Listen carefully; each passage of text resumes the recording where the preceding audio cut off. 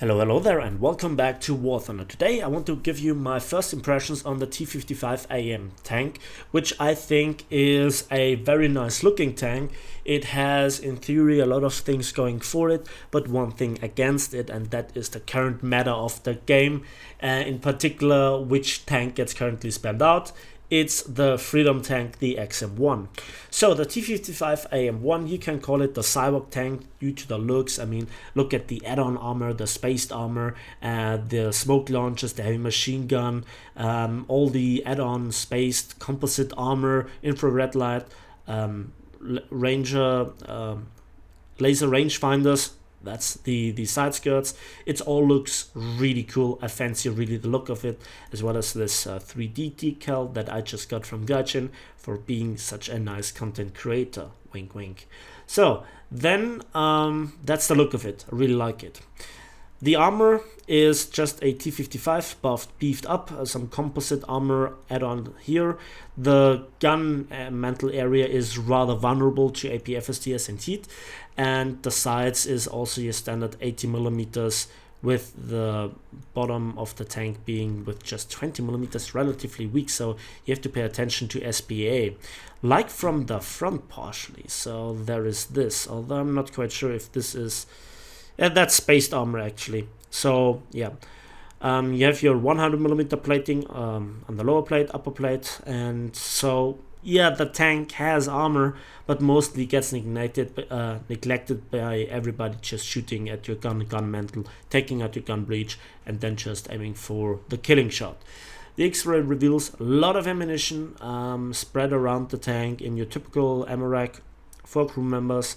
And then we come to the important part, the ammunition. Look at the amount of various different ammunition types that we have. APDS, smoke, APCBC, so that's the remnants from the 100mm gun era, and I think this is a very great XM1 killer, crew killer, good for side shots, to kill a lot of tanks from the front that have not composite armor. You either have very good armor or very weak armor. If you're very good, it's an absolute nightmare for XM1s, even from the front. Then AP FSTS, great muzzle velocity, okayish performance, I guess. And then instead of using the heat with 390mm, you can use the HE, but don't use it, it's bad. And then we have an ATGM from a 100mm gun with 600mm of penetration with a range of 4 kilometers. Together with the 16 degrees of gun elevation, where you actually can guide the rocket a bit more up a few degrees, you can actually hunt helicopters, and I see a lot of people doing so. So you actually have to switch between the ammunitions for every single purpose, between the APHE, the APFSTS, and the ATGM. And the other 3 shell types, or 4 shell types rather, are more optional, something for weird people that just don't know what efficiency is. So it's mandatory that you switch ammunition, but on the other side you have a wide variety of shell types, and that makes the tank very versatile. Now we have to talk about the mobility, the armor, and the gun handling overall in a package. First of all, you don't even have half the turret rotation speed of the XM1. It has more gun depression, more gun elevation, faster reload, much more mobility, and just a better stabilizer, and that means in a city fight you're absolutely inferior. However, then if we go to long range shooting, you have the upper hand with your armor, with the fact that you have survivability if you keep a little bit moving, and also you have the ATGM. And I think with having said this, I have 2 gameplays for you where I was not in a full up tier. And yes, you get fully up tiered quite often, but you do not quite get often as much up tiered as in a 9.0 tank, which gives this tank significantly more value than the Leopard A1A1 with the Rheinmetall 120mm L44. So I think now I show you one game scene with a hard push, and then one game with 9 kills. Without further ado, let's roll the tape. So here we are in our first scene out of 3. This is on Karelia, the finest and newest high tier tank map that there is. Am I right? Not really. So I put a bit of effort into flanking around, not go directly to A. I heard already a tank. Now I see that it's captured. I assume it's looking this way, and in fact the the Hellcat gets hull broken by an ATGM that hits the engine. So now I switch to APCBC rounds, or for the easier term of it, APHE, and I hope that I can cap this and get away with it. I think that I hear another tank, and again, yep, there it is, and I can shoot before he does, and that, even with slightly missing the vital parts with a direct shot, I actually managed to kill the tank with the APCBC round. This round is one of the high tier menace round. It's just absolutely frightening. I think he underestimates my gun depression, and a shot straight under the gun into the crew compartment seals the deal. That's my second kill, and I reload another one. I see some action going on the minimap, so let's look right, and hello there. Yeah, it just works, no questions asked. That's the thing that I love about this tank, the pure fact that you have this shell, and this is a multi-strike ×4. Now, funnily enough, I think you should take out a lot of ammunition out of this tank, but this is in stark contrast to how you should switch between your ammunition. If you go on this map, if you get it up tiered, if a lot of helicopters are in the air that you then can threaten, and they just try to avoid your ATGMs rather than just picking apart your team. So there is that effect. Or if you have to deal with a lot of tanks at long range, where you also can use ATGMs very efficiently, but if somebody is poking ridgelines, AP-FSDS is much more efficient in this respect. And now I get shot in the side of the turret, my gun breach is out, I'm down to 3 crew members, and then there's the XM803, and that was just a hero move from the T-10M. Now the problem is he is stuck, and I want to repair and then help him out. You never know when somebody is coming in. But this was actually sadly not the only American mountain goat tank. I receive another tank, and before I can interrupt my repair and yeah, do something about it, I get tracked, my engine is knocked out, and I lose my gunner. So there's absolutely nothing that I can do. I tried with smoke, but no, that was not to be. Now I put here again in this scene here a lot of effort into flanking and trying my best, and this is what I absolutely hate about ATGMs in close quarters fights, and that is again the registration. And let's just watch that just in a moment with a time loop. Here we go. So yeah, I definitely shoot first, and the second that I hit him, again he pulls the trigger. Ugh. Okay, now this is here the match that I play with my team, and I spawn from the side that I actually prefer on this map, to be honest, especially from the south, and I try to get through the woods, and let's see what happens. You can see my primary shell has switched to AP-FSDS, and I think I make in this battle some mistakes by switching not in the right moment to APCBC. But there is one thing that I have to say.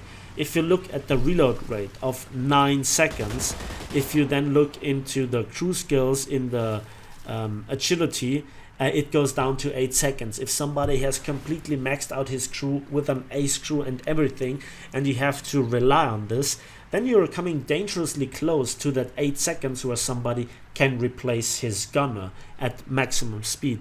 And your loader is able to put in a new shell in 8.5 seconds.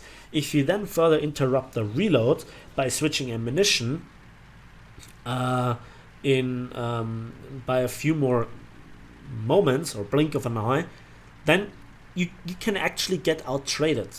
And the standard at this battle rating is 6.7.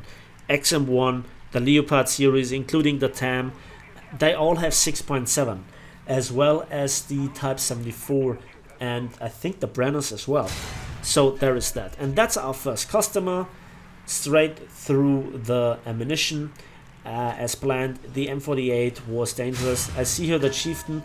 This time he was blind, and he actually removed a lot of ammunition, but I'm making sure that I kill him by shooting the other side of the lower plate. Again, I should have switched here ammunition, technically. But again, I was too slow on dabbing the 2 key for the deletion round, because, you know, lower glacis is easily penetratable for the APCBC round. 240 millimeters of penetration, but against sloped armor and composite armor, it is not really that great. It bounces a lot, and yeah. What is that? Well, it was an STB-1.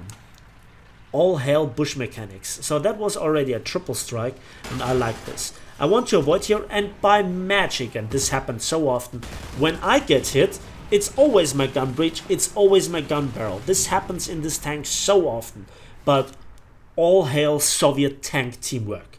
And a T-54 deletes the M60 with a shot through the side, apparently, or it was the guy from A that shot him in the back of the turret. I'm not quite sure.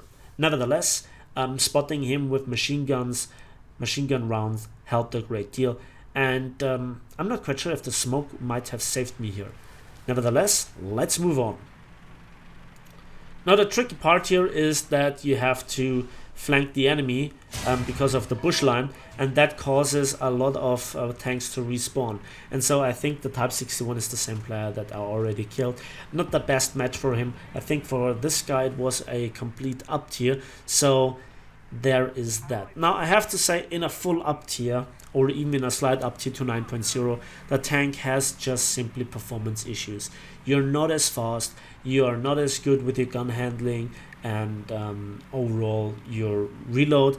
You just feel the difference and the significance, and therefore the lower battle rating is more than justified. Again, it showcases the overall compression at this battle rating range, and this should be reworked again. But I digress. Let's move on. So, looking at the status of the minimap, the enemy team is in full retreat, but they don't have the French on their team. Okay. Ignore that. That was just so rude towards the French. Meurtre. And I think I move on. But the question is, where is their team? Like, half of their team is still alive. They're not all in planes, maybe one or two, but where are they? That's always the questions that I ask. And the simple matter of a fact is, on this map, somebody can easily slip through your lines. If somebody is very cold-blooded, if somebody is really determined and knows where your tanks are, he just can stay in the bushes. You never know that he was just right next to you, even with good eyesight. This can happen. So Conqueror was just deleted by a Leopard. Object 906 got ham on a swing fire. Yeah, this is just the momentum of I think allied teams, what they can have, that you just go forward. And there you can see the markings on the minimap, and there is a swing fire, and there it is. So obviously the swing fire you could easily kill with APHEBC rounds. No, they're actually APCBC rounds, and we, I think, get a crew knockout. Good. That's my ace. At this point I was very happy, and I thought, well, that's it for me. We are closing in on their spawns. We have the Sonderkraftfahrzeug 234-2 covering their southern spawn, so he could spot them. He could give side shots into very weak enemies, and yeah, there are at least 3, 4, 5 tanks closing in on the northern spawn, and I think we have them. And let's see how this goes. So what is left there to do? It's now the cleanup phase, in my opinion.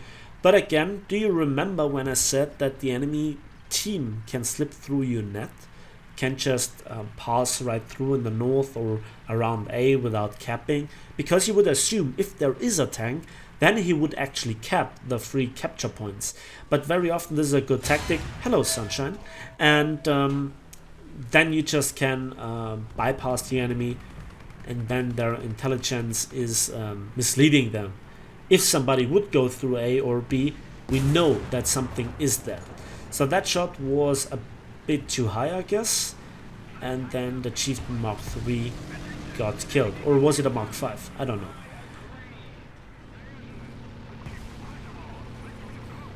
So at this point, for the moment, it might look like spawn camping, but I'm not camping the spawn, I'm spawn pushing.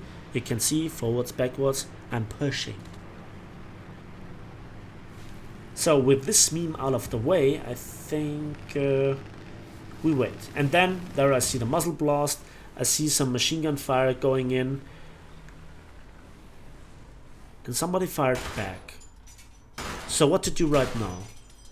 Try to spot him with the machine gun. I cannot spot him with the binoculars. With a light tank, I actually would risk here the scouting trick. If you aim a bush and just try to scout and nothing's there, well, then there is nothing there, but you have to pay for it with the cooldown. So now I ran over the tree, and the Chieftain kills here the other T-55AM-1. So the question is, where is he? So I must make here this risky maneuver of showing my broadside of the tank to not go into the spawn area, where then if you see a red area around the spawn, you would get detected. So that's your warning that you are detected on the minimap. And now I think to myself, well, B got captured, A gets decaptured. Let's just get this snack here, this British snack. Juicy biscuit, and then we move on to secure the area around A. So 2 tanks are already closing in, although one of them being an SPA. So you never know. The Puma is currently trying to claim back B. What is... Oh, hello there. Let's just wait for him to make the mistake for the safe shot into the crew compartment. Thank you very much. And what is that? That's a Vickers MBT. Rangefinder is very quick, as you can see. And strong British side armor, man. 9 kills. 9 kills. And another triple strike. And that's the end for this battle. And without further ado, let's have a look at the results. So for our 9 kills, 1 enemy kill assist and 1 zone captured. At the very end I captured a zone. I got 81,000 silver lines and 12,000 vehicle research points. Now again, I didn't cap that much, and the kills don't give that much, so I can be very okay with the result. In terms of RP, I got a 10% booster, and the silver lines, as you can see, you have a 1.2 times 2.0 modifier and not the 1.4. So I'm not quite sure. This tank should definitely have 1.4, as it is a rather expensive premium tank. So that was the first impressions on the T-55AM-1. It is a nice old school tank. It has a lot of problems in up tiers in the direct competition against the stuff that currently gets spammed out. But when you find the rhythm in the match, you can deal a lot of damage with your anti-flex tape APCBC round. That's it from me today. Thanks for watching. Thanks for listening. I hope you enjoyed this video. Don't forget to give it a like if you did. Subscribe if you want to see more. And we'll see each other on the battlefields and in the skies of War Thunder.